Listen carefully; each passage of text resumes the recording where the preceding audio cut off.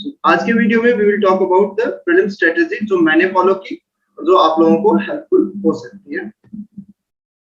देखिए, सबसे पहले तो जब स्ट्रेटेजी की बात आती है तो हमारे माइंड में एक सिलेबस बहुत क्लियर होना चाहिए। तो मेरे माइंड में सिलेबस बहुत पहले से क्लियर था और आपको जो सिलेबस है पूरा आप याद कर सकते हैं। Try to memorize the whole syllabus, ठीक है, ट्राई टू मेमोराइज इट। अगर आपके माइंड में पूरा सिलेबस याद रहेगा तो कोई भी टॉपिक पढ़ते हुए आपके माइंड में आएगा, अच्छा इस टाइप से कैसे क्वेश्चन आ सकते हैं। So as I told you कि I have cleared 5 times prelims. इसका मतलब एक प्रीलिम्स मैंने क्लियर नहीं किया, उसके पीछे कुछ रीजन थे। सबसे पहला रीजन था उस साल प्रीवियस ईयर क्वेश्चंस मैंने नहीं किए। सो प्रीवियस ईयर क्वेश्चन ना करने का सबसे बड़ा लॉस क्या हुआ कि पढ़ाई की, स्टडीड, बट स्टडी का जो डायरेक्शन था that was not very good, क्योंकि क्वेश्चन नहीं देखे, मुझे नहीं पता था कैसे क्वेश्चन आते हैं, प्रैक्टिस नहीं किया, ठीक है। तो one thing is practice is very important, both previous year questions भी और कुछ करंट में टेस्ट सीरीज वगैरह से प्रैक्टिस बहुत इंपॉर्टेंट है। तो मेजर मेरा जो वो इशू था वो ये था। बाकी जो फर्स्ट अटेम्प्ट में मेरा जो इशू था प्रीलिम्स का वो हम अभी बात करेंगे। पहले बात करते हैं सिलेबस की। तो हमेशा ध्यान रखिए अपनी स्ट्रेंथ जो है उस पे जरूर आपको पता होना चाहिए कि आपकी स्ट्रेंथ क्या है। तो you should know your strength and you should always try to improve where you are weak, ठीक है। तो अपनी स्ट्रेंथ का यूटिलाइजेशन कीजिए मैक्सिमम, और जहां पे वीकनेसेस है उनको धीरे धीरे करके इंप्रूव कीजिए। मेरे लिए for me it was economy my strength and polity was my strength. तो मैंने बहुत जल्दी ही ये दोनों मेरे स्ट्रॉन्ग एरियाज हैं वो आइडेंटिफाई कर लिए थे। प्रिपरेशन स्टार्ट करने के with in 6 months I knew कि इकोनॉमी और पॉलिटी जो है मेरे स्ट्रॉन्ग एरियाज हैं, तो इनको मैंने यूटिलाइज किया और मैक्सिमम बेनिफिट, क्योंकि इन दोनों से मिला के एटलीस्ट 35 क्वेश्चंस आते हैं। इसके अलावा देखिए आप बाकी सब्जेक्ट्स डिस्कस करते हैं, फिर बताऊंगा कि how I tried to improve my preparation. इसके बाद बात करते हैं अबाउट ज्योग्राफी, ठीक है, देन एनवायरनमेंट, फिर बात करेंगे हिस्ट्री की, ठीक है, फिर बात करेंगे हम साइंस एंड टेक की, ठीक है। तो ये बेसिकली 6 सब्जेक्ट्स हैं and coupled with current affairs, ठीक है। करंट अफेयर्स के बारे में मैं एंड में बताऊंगा कि मैंने कैसे किया था। जैसे कि इकोनॉमी है तो बहुत इंपॉर्टेंट है, और इकोनॉमी में सबसे ज्यादा इंपॉर्टेंट पार्ट क्या है कि आपको इकोनॉमी के जो बेसिक रूल्स हैं या बेसिक फंडा कह सकते हैं या बेसिक कंसेप्ट्स हैं वो आपको क्लियर होने चाहिए, प्लस करंट अफेयर्स। तो बेसिक कंसेप्ट तो जहां से भी आप कर रहे हो, मैंने जो भी बुक यूज की, आप जो भी बुक यूज कर रहे हैं, कोई भी आप टीचर है उनसे आप कीजिए। प्लस करंट अफेयर्स के लिए आप न्यूज़पेपर जरूर पढ़िए। मैंने हमेशा 2 सोर्स रेफर किए थे करंट के।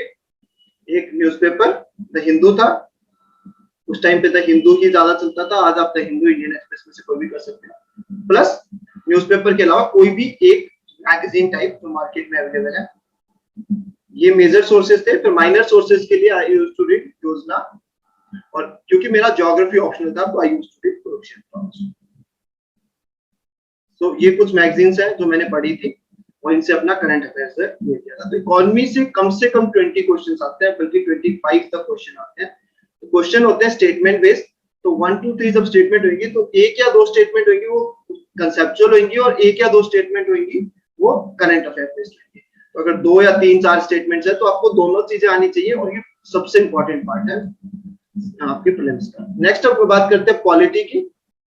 पॉलिटी कंसेप्चुअल है, और अगर 12 क्वेश्चन आते हैं पॉलिटी में से 10 क्वेश्चन मिनिमम लक्ष्मीकांत में से आए।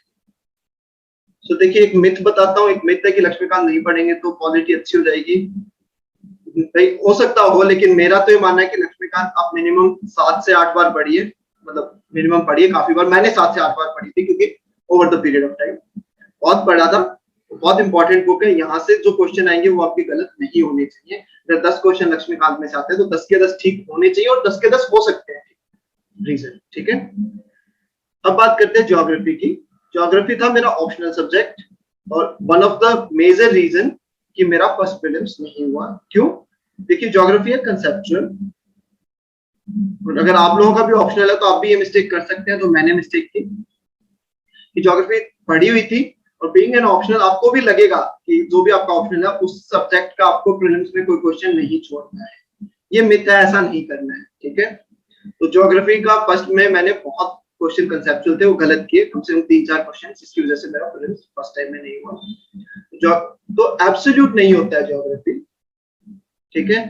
तो आपको बहुत डीप में नहीं जाना है। ज्योग्राफी आप जितना पढ़ते हैं उसके बेसिस पे जो आपके कंसेप्ट्स आपको लगते हैं उसके बेसिस पे आपको आंसर टिक करना है, ना कि क्योंकि अगर आप देखेंगे चार अगर स्टेटमेंट्स देंगे तो चारों ही स्टेटमेंट्स ठीक लगेंगी बहुत बार, ठीक है। आपको जो है मोस्ट करेक्ट स्टेटमेंट को चूज करना है, ठीक है। बहुत डीप में नहीं जाना है। ज्योग्राफी ऑप्शनल होने का थोड़ा सा ये नुकसान हो गया था फर्स्ट अटेम्प्ट, ठीक है। नेक्स्ट इज देखिए environment. If we talk about environment, तो environment is based on two parts.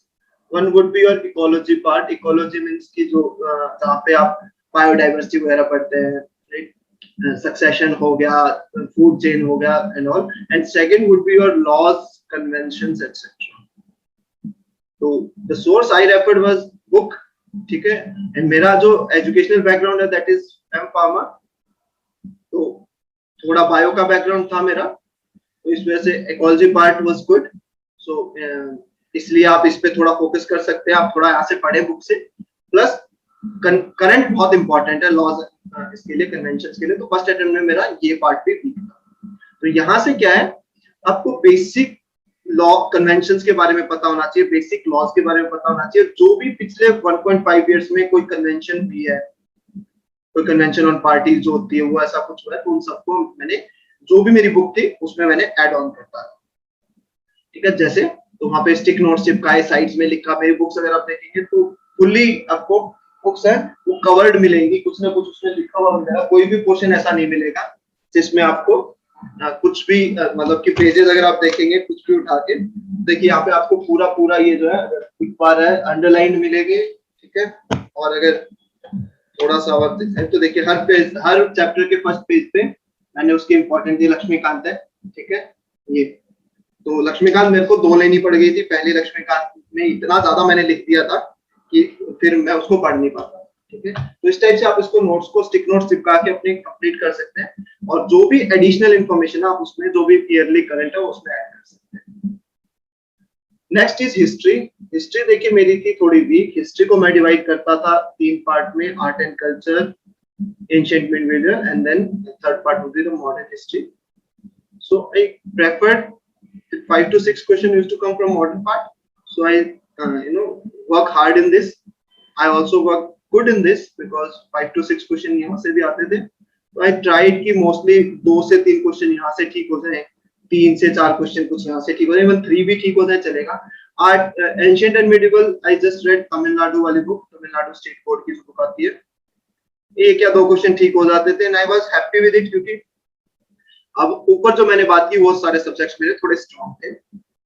फिर बात करते हैं साइंस एंड टेक की। देखिए साइंस एंड टेक में देयर इज अ मिथ कि आपको 6 to 12 की एनसीईआरटीज पढ़नी पड़ती है। नहीं पढ़ने की जरूरत है, क्योंकि current development in science and technology का टॉपिक में तो करंट आता है। तो साइंस एंड टेक में देखिए बेसिकली देयर आर 5 टॉपिक्स अगर हम बात करें। First would be your cyber security और cyber related technology, cyber technology, ठीक है। Second would be your biotechnology and medicine. Third would be your defence technology including missiles.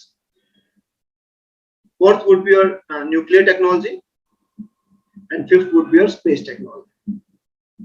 तो 5 से 6 क्वेश्चन जो साइंस एंड टेक के आते हैं वो इन 5 में से लगभग 4 क्वेश्चन आपको यहाँ से मिलेंगे इन 5 टेक्नोलॉजी से, करंट अफेयर्स। तो 1.5 इयर्स का आपको करंट फिर से इसमें करना है।